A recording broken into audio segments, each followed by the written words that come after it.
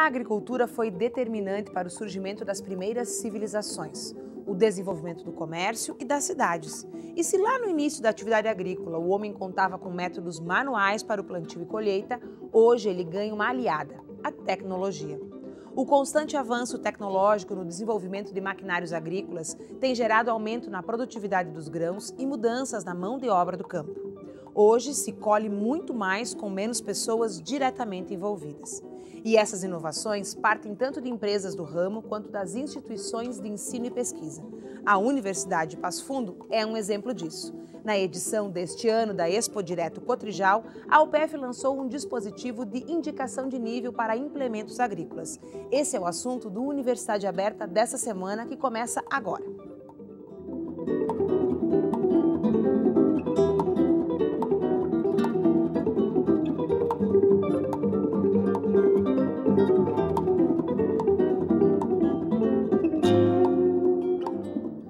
O Universidade Aberta desta semana fala sobre o dispositivo autônomo de indicação de nível para implementos agrícolas, um projeto de pesquisa aqui da UPF em parceria com a empresa Inel, incubada no UPF Parque. Mas antes de conversarmos com o nosso convidado, vamos assistir a uma reportagem produzida pelo Núcleo Experimental de Jornalismo em parceria com a UPF TV.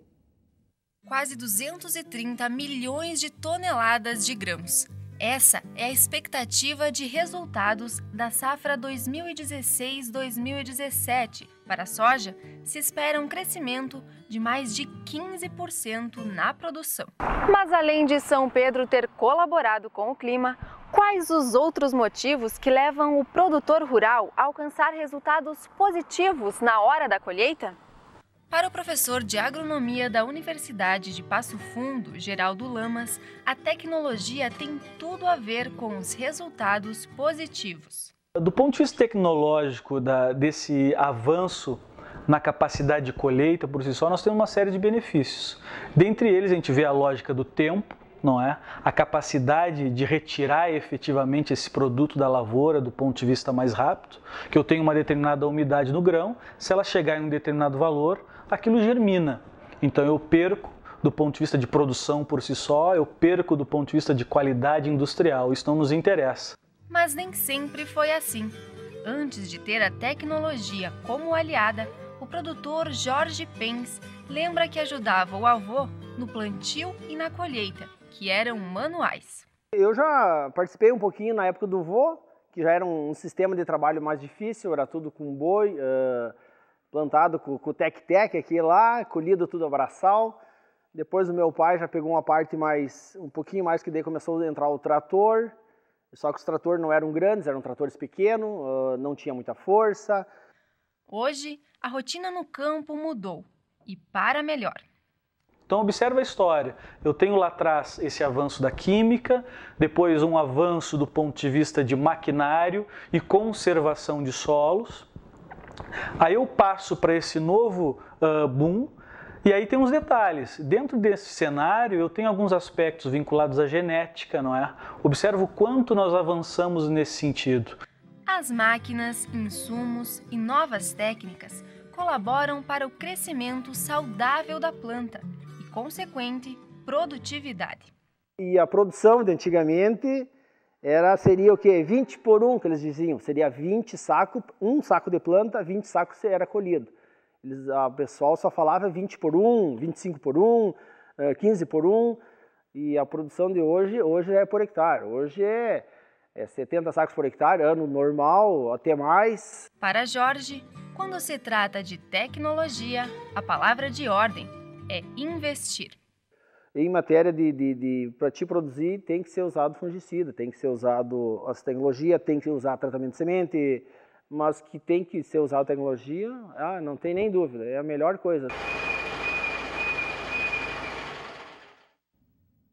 Para conversarmos sobre o dispositivo, está comigo no estúdio o professor doutor do curso de agronomia e coordenador do projeto Física de Solos Agrícolas e sua relação com as plantas e o ambiente, Wilson Klein. Tudo bom, professor? Tudo ótimo. Professor, a gente fez vários já universidades abertas, né, falando sobre a questão do plantio. As tecnologias, a questão das sementes, enfim, uma preocupação, a preparação do solo. Essa preocupação com a colheita, especialmente essa preocupação tecnológica, ela acompanha a trajetória da preocupação com o plantio ou ela é uma coisa que veio depois? Não, acho que é toda uma evolução que houve nas máquinas, né, em todas as etapas da produção, né? Então, como a gente viu na reportagem, é óbvio que a colheita é o fechamento, né, dessa tua produção e ela tem que ser muito rápida, muito eficiente, com mínimas perdas. Mas se lá no início a semeadura não for feita com qualidade, já está comprometido todo o potencial produtivo. E se durante o ciclo da cultura não houver uma proteção adequada dessas plantas com pulverizadores, também essa planta não vai poder expressar o seu potencial genético. Então, realmente, a qualidade das máquinas, a eficiência das operações delas, elas evoluíram bastante e isso é muito benéfico, né, para o produtor e os resultados a gente está vendo aí. Talvez para o público que está em casa e que não está acostumado com essa questão do plantio, da colheita, enfim, não faz parte do nosso cotidiano, a gente quando pensa em tecnologia, a gente pensa em máquinas grandes colhendo, né? Mas nós estamos falando de dispositivos pequenos. Esses dispositivos trabalham em diferentes sentidos. Que sentidos são esses? Um parênteses, eu gosto muito dessa reflexão, né? E essa é uma reflexão que precisa ser feita, né? De que efetivamente a tecnologia ela é importante, só que ela não pode de maneira alguma encarecer o custo de produção.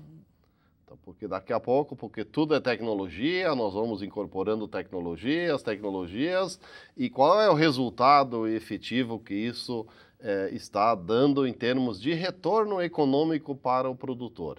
Então, eu ouso dizer que tem muita tecnologia, entre aspas, né, que está aí no mercado e que tem, no mínimo, né, efeito, né, duvidoso, né? Então ajuda o agricultor a se sentir mais confiante, né? Mas em termos a relação custo-benefício. Custo-benefício, porque existem ainda muitos dispositivos que são extremamente caros, porque é uma tecnologia que está entrando, então de início esses equipamentos são absurdamente caros, né? Então isso para o produtor ele tem que analisar muito bem se aquilo vale a pena, o que isso vai dar de retorno econômico para ele. E aí, nesse contexto que entra, então, esse nosso projeto, né, de que desde o início a gente propôs, né, que a solução para esse problema que nós havíamos identificado teria que ser um dispositivo extremamente simples e extremamente barato. Qual é o problema que vocês identificaram? O problema é justamente relacionado à questão de conservação de solos, como tu destacavas antes. Nós tivemos uma evolução muito grande com a adoção do sistema plantio direto na nossa região e no Brasil, só que a gente está voltando a ver seríssimos problemas de erosão. Só para o pessoal de casa entender, resumidamente, o que é o plantio direto? Ok. No passado se fazia, então, né, para fazer a semeadura da soja, o trigo, qualquer cultura que fosse, a gente precisava lavrar, arar esse solo, gradeava ele, deixava ele finamente moído, e aí sobre esse solo se fazia a semeadura dessas culturas. Como o pessoal faz em casa, nos canteiros, enfim, hortas. Vira tudo e aí faz a semeadura. Afofa a terra. Exatamente, exatamente. Aí, com o advento do plantio direto, então surgiram essas máquinas, essas semeadoras, adubadoras, com muita tecnologia envolvida, que consegue fazer essa semeadura nesse solo, com palha na superfície, sem ele estar fofo, diretamente no solo. Mas tem uma consequência. Quando não muito bem conduzido, tem. E isso é o que a gente está vendo. Então, em função desse não revolvimento, como tu disseste, daqui a pouco o solo deixa de ser fofo, fica compactado e isso tem uma consequência muito séria, que é a questão da redução da infiltração da água no solo. E essa água que não infiltra, escoa na superfície, carregando consigo nutrientes, fertilizantes, muitas vezes até as sementes que foram colocadas. Quer dizer, reduz a capacidade de produção do próprio solo. Com certeza, porque você vai perder aquele fertilizante que você coloca todo ano, ao invés de ele ficar no solo e ir aumentando a fertilidade desse solo ela acaba indo embora, indo parar nos rios, e isso não interessa a ninguém. Então, esse plantio direto, como ele está aí, ele precisa de práticas complementares que ajudem, né, novamente a infiltrar mais água e reduzir essas perdas por erosão. Então, esse foi o grande problema que a gente identificou, e aí, em cima disso, práticas conceituadas mundialmente, que são adotadas, na maioria das vezes, pelo menos tem um respaldo científico muito grande, que não são adotadas, mas também para serem adotadas se tinha um problema que era como fazer. Bom, e daí nasce o dispositivo. Exato. Sobre o qual nós vamos falar no próximo bloco. Nós voltamos já já. Bom, isso surgiu do diagnóstico no campo de que as nossas áreas aqui no Rio Grande do Sul têm um problema crônico, que é a erosão. Esse problema da erosão, ela causa, ademais de um problema ambiental horrível, que é não poder mais utilizar esses solos, causa perda econômica para os produtores diretamente, ano a ano. Então, se fez necessário fazer um dispositivo, um equipamento que auxiliasse o produtor a poder praticar isso no campo com uma maior facilidade. Hoje em dia, existem dispositivos que fazem isso, mas são extremamente caros e não são tão eficientes, porque a gente tem muito problema com morros e tal, enfim, e esse sinal do GPS, por exemplo, ele não chega até o produtor. Então, a gente começou a pensar uma solução de baixo custo e chegou a esse protótipo que a gente lançou agora esse ano.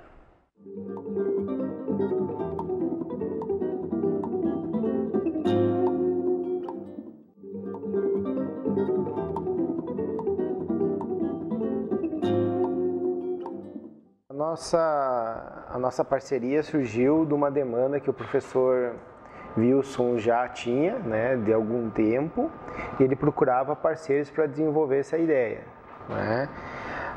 O professor Wilson, através da UPF-TEC, nos procurou, então foi uma demanda que o professor Wilson levou até o UPF-TEC. O UPF-TEC, sabendo da nossa empresa, que nós já estávamos no parque, nós trabalhávamos nessa área, né? Nós temos uma experiência no desenvolvimento de equipamentos nessa área, nos procurou e nos propôs essa ideia de fazer esse equipamento em conjunto, né?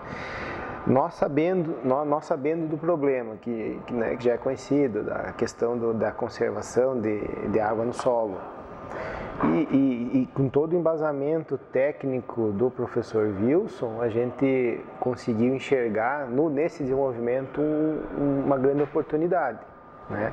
E através disso, né, através de toda essa parceria, a gente tocou o projeto para frente e conseguimos, né, com a ajuda do professor, né, fazer esse equipamento, tornar esse equipamento uma realidade hoje. Voltamos com o Universidade Aberta. O programa de hoje fala sobre um dispositivo agrícola criado através de um projeto de pesquisa aqui da UPF em parceria com a INEL, empresa incubada no UPF Parque. Comigo no estúdio, o professor doutor do curso de agronomia e coordenador do projeto, Wilson Klein. Professor, encerramos o bloco anterior falando sobre o problema, né, que é esse problema de infiltração do solo, que foi identificado e que a partir deles vocês procuraram uma solução. A solução está materializada nesse dispositivo pequenininho aqui. O que ele faz? Exatamente. Como havíamos falado antes, a grande questão é que o agricultor tem que fazer operações complementares de conservação do solo nas áreas do plantio direto. E uma dessas práticas que é reconhecida mundialmente é o cultivo em contorno. Isso é, no momento de fazer a semeadura, ao invés de fazer morro abaixo, que vai indicar por onde a água vai escorrer, ele faz transversalmente. Só que como que ele vai fazer isso se ele não tem como saber para que lado que ele tem que ir com o trator? Então, a partir disso, que foi então desenvolvido esse equipamento pequenininho ali, que é justamente a ideia foi que a gente tivesse o equipamento de baixíssimo custo. E que ele é um tratorzinho, né? Vamos botar aqui de lado para a câmera poder mostrar. Está demonstrando como ele seria acoplado num trator, né? E aí, quando o trator estiver andando em nível, ele vai indicar para o operador a luz verde, que está tudo ok. Quando a frente do trator erguer, que ficar mais alto do que baixo, ele manda o tratorista descer. Quando a frente do trator ficar mais baixa do que a traseira, ele manda o tratorista subir. Então ele simplesmente vai seguindo o sinal luminoso e com isso ele vai poder fazer a semeadura em nível na lavoura e a gente consegue comprovadamente uma eficiência maior da semeadura e também essa melhoria na infiltração de água no solo aí, que é o grande desejo de todo mundo. Professor, esse dispositivo está pronto? Sim. Já pode ser comercializado? Já está sendo comercializado? Não? Vai demorar quanto tempo?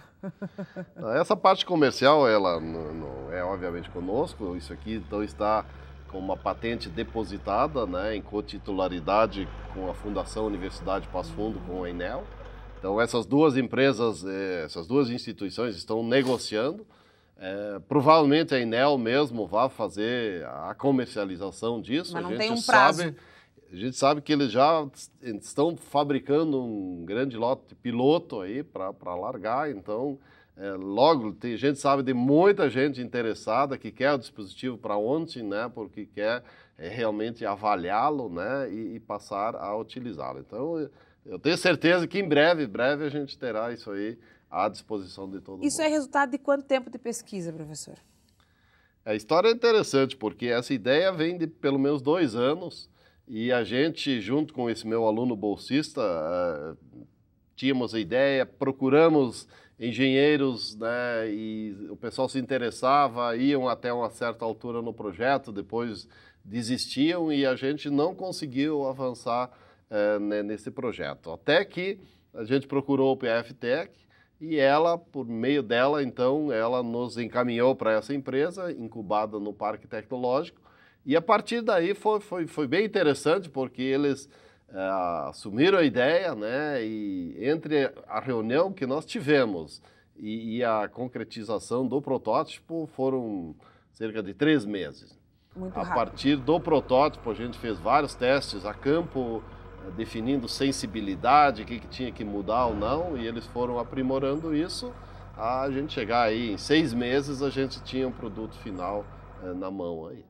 Professor, quando a gente fala em pesquisa, todo mundo pensa no artigo científico que vai ser publicado. E a comunidade fica pensando, nossa, mas como é que isso vai sair do papel e vai, de alguma forma, impactar na minha vida, no meu cotidiano, né? Essa coisa do PF Park, né? Ele ajuda nesse trânsito? Com certeza, né?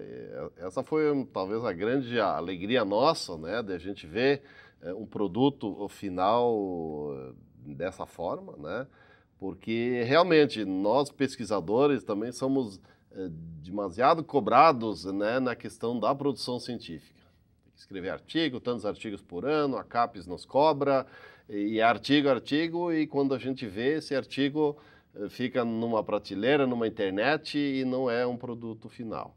E é justamente essa que é a grande crítica em relação à ciência brasileira. Enquanto em outros países o número de patentes é elevadíssimo, no Brasil é pífia, né, do que as universidades produzem em termos de patentes. E isso não significa que as universidades não estejam produzindo.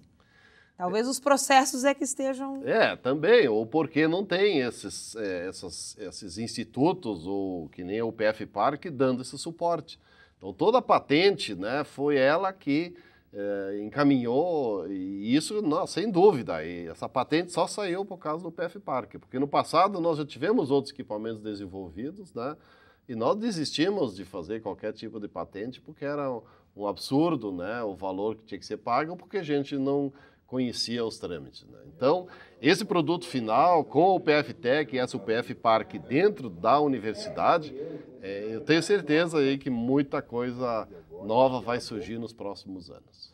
Professor, e o ganho para os alunos? Alunos de diferentes níveis, graduação, especialização, pós-graduação, que participam de um processo como esse. Como isso impacta na formação deles? Muito, né? Muito. Este aluno que deu entrevista, o André, ele é meu bolsista e ele é coautor dessa patente, né? Porque a ideia central do que poderia ser usado para fazer, ele foi atrás, ele se informou, eu disse, professor, é por aqui. Diz, então vamos atrás, e a gente levou essa ideia para a Enel e eles, logicamente, como engenheiros da parte de eletrônica, né, capturaram a ideia e implementaram ela para que esse produto estivesse aí. Por fim, professor, para a gente encerrar, o senhor traz alguns dados que me fazem lembrar muitas das discussões que nós já tivemos aqui no UniAberta e passa por um entendimento de que a solução para os nossos problemas cotidianos são inter e multidisciplinares. Né? Nós estamos falando da agricultura, mas nós temos aí um engenheiro elétrico atuando. Né? Como é que esses encontros se dão para um produto como esse, por exemplo? Isso é um problema muito sério da universidade quando isso acontece entre docentes, né? Infelizmente, essa é a verdade, né? Cada docente, pesquisador tem a sua linha de pesquisa e acaba não interagindo muito com professores de outras áreas. E, de novo, o TEC é uma oportunidade, Exatamente. o PF-Parc é uma oportunidade para isso acontecer. Exatamente. E aí é o PF-TEC, né, intermediando esses caminhos, ela também conhecendo os autores que estão dentro do PF-Parc, né, e até porque lá são empresas que têm interesse que esse produto, essa ideia vire um produto. Então, isso eu acho que é muito, muito interessante e, de novo, volto a dizer, eu acho que o PF-Parc vai ser um pulo aí para a universidade, como em diversas instituições no exterior e no próprio Brasil, onde parques fortes estão dentro das universidades, e isso atrai e pessoas com ideias, empresas que querem investir em ideias novas, e isso vai acabar gerando desenvolvimento e muitos produtos para a região. E possibilita que os nossos próprios professores também passem a interagir cada vez mais, resultando em produtos como esse e muitos outros, de quais nós já vamos falar em outros programas aqui na Universidade Aberta. Professor, muito obrigada pela sua presença. Foi um prazer. Você pode assistir a esse e a outros programas disponíveis em nosso canal do YouTube ou pelo site nextjor.com.br. Voltamos na semana que vem para mais uma conversa no Universidade Aberta. Eu espero você. Até lá!